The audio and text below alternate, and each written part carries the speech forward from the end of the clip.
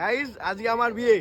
এই কটা দিন ধরে হয়তো তোমরা অনেকেই অপেক্ষায় ছিলে বিয়ের ব্লগটা কবে পাবে। সো ফাইনালি আজকে তোমাদের সবার সাথে পায়েলদির বিয়ের ব্লগটা নিয়ে চলেই এলাম। আগের ব্লগে তোমাদের সাথে শেয়ার করেছিলাম সকাল থেকে দুপুর পর্যন্ত কি কি করেছি সবটাই, আর আজকে দুপুর থেকে রাত পর্যন্ত প্লাস বিয়ের ব্লগ সবটাই কিন্তু পেয়ে যাবে। So hello my lovely viewers, সবাই কেমন আছো? আশা করছি সবাই ভালো আছো, আর আমিও ভীষণ ভালো আছি। আবার একটা নতুন ব্লগে তোমাদের সকলকে দুপুরের খাওয়া দাওয়া কমপ্লিট করে কিন্তু আমি চলে এসেছিলাম পার্লারে। তোমরা হয়তো আগেও কয়েকটা রিলসে হয়তো দেখেছো আমি অনেকটাই তাড়াতাড়ি রেডি হয়ে গেছিলাম, সেই কারণটাও আজকে বলছি। যেহেতু এই ডেটটা খুব ভাইটাল একটা ডেট, তো সেই জন্যই কিন্তু কাকিমার দুটো সাজানো ছিল ব্রাইডকে, তো সেই কারণেই কিন্তু আমি তাড়াতাড়ি সেজে নিয়েছি, যেহেতু ব্রাইড সাজিয়ে আস্তে আস্তে অনেকটাই রাত হয়ে যাবে।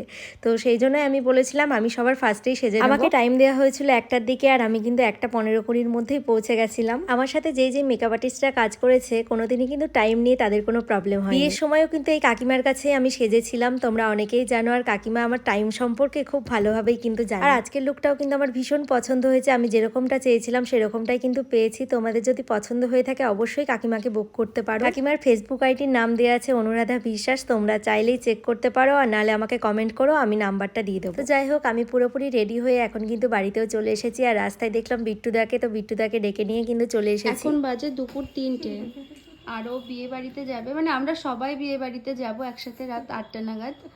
ও 3:30টার দিকে ফুল রেডি। এখানে বিভিন্ন আমরা সবাই এখনো ঘুমাবো, প্রত্যেকে কিন্তু একটা বিয়ে বাড়িতে আমরা যাব।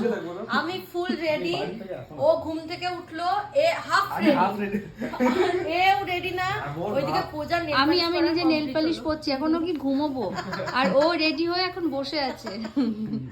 যেহেতু রাতে অনুষ্ঠান আর আমি দুপুর 3টের মধ্যেই রেডি হয়ে গেছি, এই ব্যাপারটা নিয়ে কিন্তু সবাই ভীষণ মজা করছিল। তো যাই হোক, সবার সাথে বসে থাকতে থাকতে আমি কিন্তু ছাদে চলে এসেছি, আর ভাইকে দিয়ে কয়েকটা রিলস বানিয়ে নিলাম। তাড়াতাড়ি রেডি হওয়ার কিছু তো ফায়দা হলো, অনেকক্ষণই ছাদে ছিলাম, এখন কিন্তু মোটামুটি প্রায় সন্ধে হয়ে গেছে। তো দেখতেই পাচ্ছ মা কিন্তু মুড়ি মাখিয়েছে, তার সাথে চপ টপ নিয়ে চলে এসেছে। এই কটা দিন সবাই মিলে বেশ ভালোই কেটেছে, মনে হচ্ছিল যেন আমাদের বাড়িতেই বিয়ে। আর আমার মায়ের তো কোনো কথাই হবে না, মানুষজন আসা যে কি পছন্দ করে তোমাদেরকে বলে বোঝাতে পারবো না। মুড়ি খাওয়া তো হয়ে গেছে, এখন চা নিয়ে চলে এসেছে। আর আমার যে সেদিন কি শরীর খারাপ করছিল সেটা শুধুমাত্র আমিই জানি। তোমাদেরকে তো আগের ব্লগেই বলেছিলাম, আগের দিন রাত্রে একটু ঘুমাতে পারিনি, মাত্র 1 ঘন্টা ঘুমিয়েছিলাম। ভেবেছিলাম দুপুরে মেকআপ করার সময় ঘুমিয়ে নেব, তবে তখনও কিন্তু ঘুম আসেনি, আর বাড়িতে এসেও ঘুমাতে পারলাম না, যেহেতু পুরোপুরি মেকআপ কমপ্লিট হয়ে গেছে, আর শুলেই কিন্তু হেয়ারটা পুরো নষ্ট হয়ে যাবে, সেই জন্য আর ঘুমোই। তবে ওরা রেডি হতে হতে ওষুধ খেয়ে একটু রেস্ট নিয়ে নিয়েছিলাম, তো এখন মোটামুটি ঠিক আছে, সেই জন্য বেরিয়ে পড়েছি। আর তোমরা অনেকেই জিজ্ঞাসা করছিলে পায়েলদির বাড়িটা কোথায়। পায়েলদির বাড়ি হচ্ছে কেচুয়াডাঙ্গা বাজারে, আর আমাদের বাড়ি হচ্ছে পড়াতলার মোড়ে। আমাদের বাড়ি থেকে পায়েলদির বাড়ির দূরত্বটা কিন্তু একদমই কম। আর এখন পৌঁছে গেছি পায়েলদির বাড়িতে। পায়েলদিকে কিন্তু ভীষণ মিষ্টি লাগছিল আজকে, আর এসেই কিন্তু আমরা সবাই মিলে প্রচুর ছবি তুলে নিয়েছি, প্লাস ভিডিও করেছি। আর এইদিকে বরের সাথে ছবি না তুললে হয়, তো বরের সাথেও কয়েকটা ছবি তুলে নিয়েছি, ভিডিও করে নিয়েছি, সবটাই তোমাদের সাথে শেয়ার করব। তারপরেই আমরা সবাই মিলে চলে এসেছি ফুচকা খেতে। আর সবাই যখন এক জায়গায় আছি, নাচ হবে না তাই হয়, ফুচকা খেয়ে কিন্তু আমরা চলে এসেছি নাচের এখানে।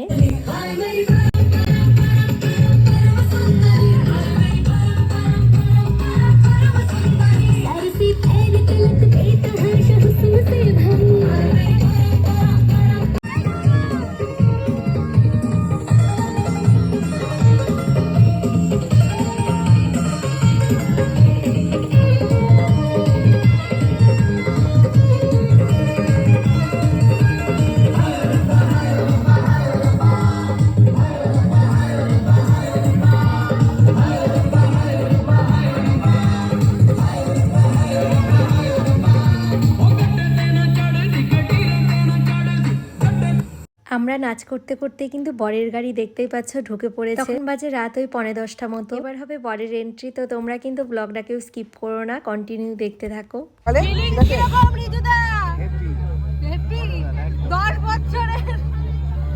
খিদে পাইনি তো, ব্যবস্থা করবো নাকি?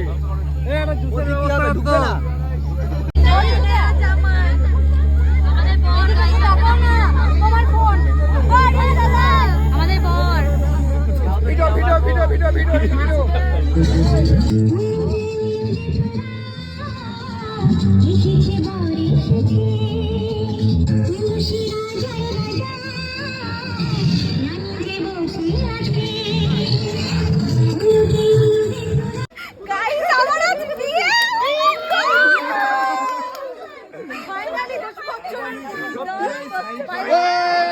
বর বর বরকে কোলে করে নিয়ে আসলো। ওই যা দেখা হলো না বরের। আচ্ছা বর তোমার ফিলিংসটা কি খাওয়া বলো? ফিলিংস শেষ। রয়্যাল স্ট্যাক বিপি কি চলবে? পানি নিয়েছি।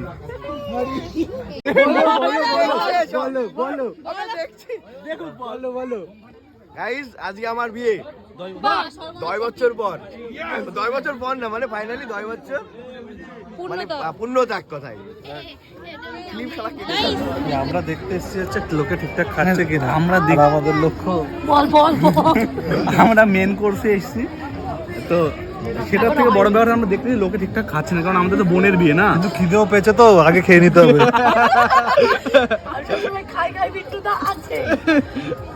আমার খাওয়ার নামের দই ভাই, খাই সবাই, নামের দই ভাই। কাউকে একজনকে বলা হোক তুমি খাওয়া না, দেখ রাগ করে বাড়ি চলবে। পরে দিলে খাবো। দেখি না বোনের বিয়ে রাখবো না। ও বুঝতে পেরে গেছে। এখানে খায় ভালো থাকে। আমরা খেতে বসে পড়েছি, উল্টেদের রিল শেষ হয়নি, শান্তি পেটে ব্যথা। এইদিকে আমাদের দায়িত্ববান মিষ্টি প্যাকেট দেখা, মিষ্টির প্যাকেট আমরা কোনে যাচ্ছি প্লাস যাচ্ছি। এই যে রাতের আলোচনা এগুলো লাগবে আমাদের। ওখানে একটা কন্ট্রোভার্সি হবে রাতে, সেটা ওটা খেতে খেতে। আর এই হচ্ছে আমি গাই খানা খাকে জানা একটু তো খাওয়া শুরু করে দিয়েছে। মজাই মজাই একদম। এটা আমারটা সব থেকে ছোট সাইজে। এটা শুভ তাই একদম মজাই মজাই খাচ্ছে। এই দাঁড়া দাঁড়া সবাই খাওয়া যাবে না গাইস, এটার নাম সরি গাজর। এটা কমলা কালারের হয়, এটা খুব ভালো খেতে। ব্ল্যাক কালার ব্ল্যাক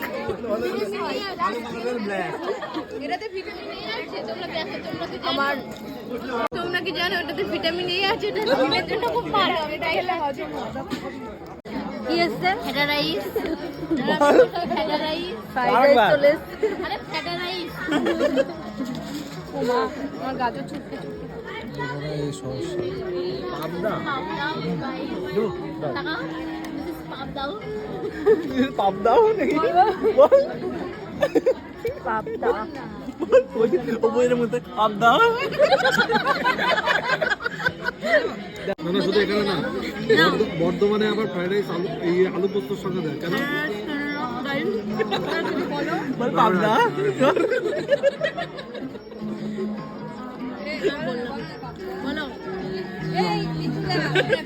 রান্নাটা দারুণ হয়েছে, দারুণ সত্যি ভালো হয়েছে। এবার আমাকে খেতে দে। এবার এর সাথে ভাগ হবে না। এবার আমাকে খেতে দে। হ্যাঁ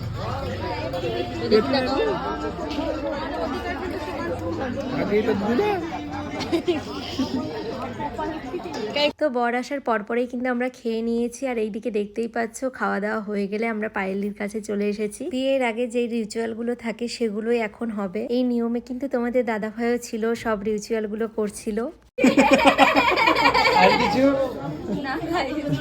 আমি এবার এক্সাইটেড। আমাকে এখানে এরকম ভাবে তুলি, এরকম ভাবে পুরো জোরে না বলে কথা আসবে না। দেখছি আমি টপ করে ফেলি না, তাই তুই থাকি।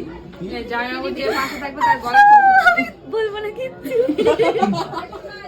বাবা এখন কোনো বিয়ে বাড়িতে গেলেই কিন্তু নিজেদের বিয়ের কথা খুবই মনে পড়ে। এটা কার কার হয় অবশ্যই কিন্তু তোমরা কমেন্ট করে জানিও। আমার তো ভীষণ ভাবে হয়, আর সত্যি দিনগুলোকে ভীষণ ভাবে মিস করি। ভাবলেই অবাক লাগে আমাদের বিয়ে 1 বছর কমপ্লিট হয়ে গেল। বিয়ের আগে প্রত্যেকটা মেয়েদেরই প্রচুর পরিকল্পনা থাকে, আর বিয়ের কটা দিন কিভাবে কিভাবে কেটে যায় কিছুই বুঝে উঠতে পারা যায় না। অবভিয়াসলি আমার সাথে হয়েছে বলেই তোমাদেরকে আরো শেয়ার করলাম। শুধু যে বিয়েতেই হয় এরকমটা কিন্তু একদমই না। আমি আমার দিক থেকে বুঝেছি, বাড়ির যে কোনো অনুষ্ঠান নিয়েই দেখবে প্রত্যেকেরই প্রচুর পরিকল্পনা থাকে, তবে ওই কটা দিন কিভাবে কিভাবে আসে আর কিভাবে কিভাবে চলে যায় কিছুই বুঝে উঠতে পারা যায় না।